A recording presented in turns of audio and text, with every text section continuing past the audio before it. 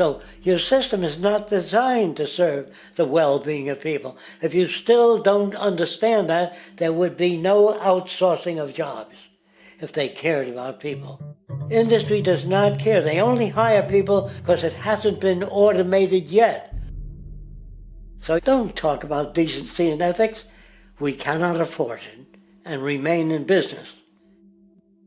It is important to point out that regardless of the social system, whether fascist, socialist, capitalist, or communist, the underlying mechanism is still money, labor, and competition. Communist China is no less capitalistic than the United States. The only difference is the degree by which the state intervenes in enterprise. The reality is that monetarism, so to speak, is the true mechanism that guides the interests of all the countries on the planet. The most aggressive and hence dominant variation of this monetarism is the free enterprise system. The fundamental perspective, as put forth by early free market economists like Adam Smith, is that self-interest in competition leads to social prosperity, as the act of competition creates incentive, which motivates people to persevere. However, what isn't talked about is how a competition-based economy invariably leads to strategic corruption, power and wealth consolidation, social stratification, technological paralysis, labor abuse, and, ultimately, a covert form of government dictatorship by the rich elite. The word corruption is often defined as moral perversion. If a company dumps toxic waste into the ocean to save money, most people recognize this as corrupt behavior. On a more subtle level, when Walmart moves into a small town and forces small businesses to shut down for they are unable to compete, a gray area emerges. For what exactly is Walmart doing wrong? Why should they care about mom-and-pop organizations they destroy? Yet, even more subtly, when a person gets fired from their job because a new machine has been created which can do the work for less money, people tend to just accept that as the way it is, not seeing the inherent, corrupt inhumanity of such an action. Because the fact is, whether it is dumping toxic waste, having a monopoly enterprise, or downsizing the workforce, the motive is the same: profit. They are all different degrees of the same self-preserving mechanism, which always puts the well-being of people second to monetary gain. Therefore, corruption is not some byproduct of monetarism. It is the very foundation. And while most people acknowledge this tendency on one level or another, the majority remains naive as to the broad ramifications of having such a selfish mechanism as the guiding mentality in society. Internal documents show that after this company positively, absolutely knew that they had a medication that was infected with the AIDS virus, they took the product off the market in the U.S. and then they dumped it in France, Europe, Asia, and Latin America. The U.S. government allowed it to happen. The FDA allowed this to happen. And now the government is completely looking the other way. Thousands of innocent hemophiliacs have died from the AIDS virus. This company knew absolutely that it was infected with AIDS. They dumped it because they wanted to turn this disaster into a profit. So you see, you have built-in corruption. We're all chiseling off each other, and you can't expect decency in that sort of thing. And feeling that, they don't know who to elect. They think in terms of a democracy, which is not possible in a monetary-based economy. If you have more money to advertise your position, the position you desire in government, that isn't a democracy. It serves those in positions of differential advantage. So it's always a dictatorship of the elitists, the financially wealthy.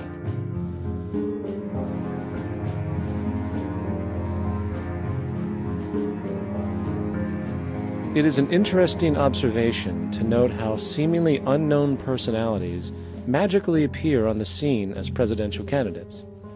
Then, before you know it, somehow you are left to choose from a small group of extremely wealthy people who suspiciously have the same broad social view. Obviously, it's a joke. The people placed on the ballot are done so because they have been pre-decided to be acceptable by the established financial powers who actually run the show. Yet, many who understand this illusion of democracy often think, if only we could just get our honest, ethical politicians in power, then we would be okay. Well, while this idea, of course, seems reasonable in our established-oriented worldview, it is, unfortunately, another fallacy. For when it really comes down to what is actually important, the institution of politics, and thus politicians themselves, have absolutely no true relevance as to what makes our world and society function. It's not politicians that can solve problems. They have no technical capabilities. They don't know how to solve problems. Even if they were sincere, they don't know how to solve problems. It's the technicians that produce the desalination plants. It's the technicians that give you electricity, that give you motor vehicles, that heat your house and cool it in the summertime. It's technology that solves problems, not politics. Politics cannot solve problems because they're not trained to do so. Very few people today stop and consider what it is that actually improves their lives. Is it money? Obviously not. One cannot eat money or stuff money into their car to get it to run. Is it politics?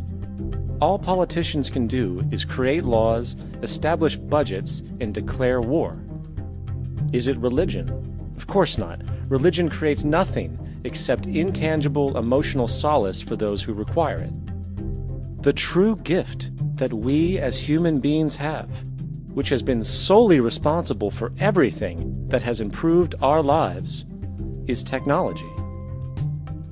What is technology? Technology is a pencil which allows one to solidify ideas on paper for communication. Technology is an automobile which allows one to travel faster than feet would allow. Technology is a pair of eyeglasses which enables sight for those who need it. Applied technology itself is merely an extension of human attributes which reduces human effort, freeing humans from a particular chore or problem. Imagine what your life would be like today without a telephone, or an oven, or a computer, or an airplane. Everything in your home, which you take for granted, from a doorbell, to a table, to a dishwasher, is technology, generated from the creative, scientific ingenuity of human technicians. Not money, politics, or religion. These are false institutions. And writing your congressman is fantastic. They tell you to write your congressman if you want something done. The men in Washington should be at the forefront of technology, the forefront of human studies, the forefront of crime, all the factors that shape human behavior. You don't have to write your congressman. What kind of people are they that are appointed to do that job? The future will have great difficulty. And the question that's raised by politicians is, how much will a project cost? The question is not, how much will it cost? Do we have the resources? And we have the resources today to house everyone, build hospitals all over the world, build schools all over the world, the finest equipment and labs for teaching and doing medical research. So you see, we have all that, but we're in a monetary system. And in the monetary system, there's profit. And what is the fundamental mechanism that drives the profit system besides self-interest? What is it exactly that maintains that competitive edge at its core? Is it high efficiency and sustainability? No, that isn't part of their design. Nothing produced in our profit-based society is even remotely sustainable or efficient. If it was, there wouldn't be a multi-million-dollar-a-year service industry for automobiles. Nor would the average lifespan for most electronics be less than 3 months before they're obsolete. Is it abundance? Absolutely not. Abundance, as based on the laws of supply and demand, is actually a negative thing. If a diamond company finds 10 times the usual amount of diamonds during their mining, It means the supply of diamonds has increased, which means the cost and profit per diamond drops. The fact is, efficiency, sustainability, and abundance are enemies of profit. To put it into a word, it is the mechanism of scarcity that increases profits. What is scarcity? Based on keeping products valuable. Slowing up production on oil raises the price. Maintaining scarcity of diamonds keeps the price high. They burn diamonds at the Kimberley diamond mines. They're made of carbon. That keeps the price up. So then, what does it mean for society when scarcity, either produced naturally or through manipulation, is a beneficial condition for industry?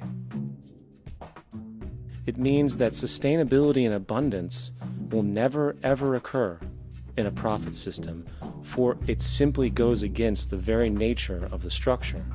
Therefore, it is impossible to have a world without war or poverty. It is impossible to continually advance technology to its most efficient and productive states. And, most dramatically, it is impossible to expect human beings to behave in truly ethical or decent ways.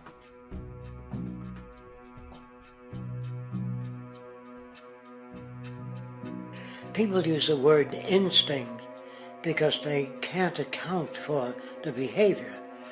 They sit back and they evaluate with their lack of knowledge, and they say things like, humans are built a certain way, greed is a natural thing, as though they'd worked for years on it, and it's no more natural than wearing clothing. What we want to do is to eliminate the causes of the problems, eliminate the processes that produce greed and bigotry and prejudice and people taking advantage of one another and elitism, eliminating the need for prisons and welfare.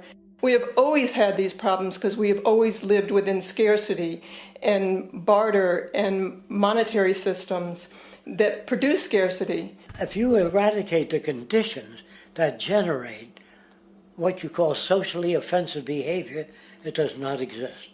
The guy said, well, isn't that inborn? No, it's not. There is no human nature. There's human behavior, and that's always been changed throughout history. You're not born with bigotry and greed and corruption and hatred. You pick that up within the society. War, poverty, corruption, hunger, misery, human suffering will not change in a monetary system. That is, there'll be very little significant change. It's going to take the redesign of our culture, our values, and it has to be related to the carrying capacity of the earth, not some human opinion or some politician's notions of the way the world ought to be, or some religious notions of the conduct of human affairs. And that's what the Venus Project is about.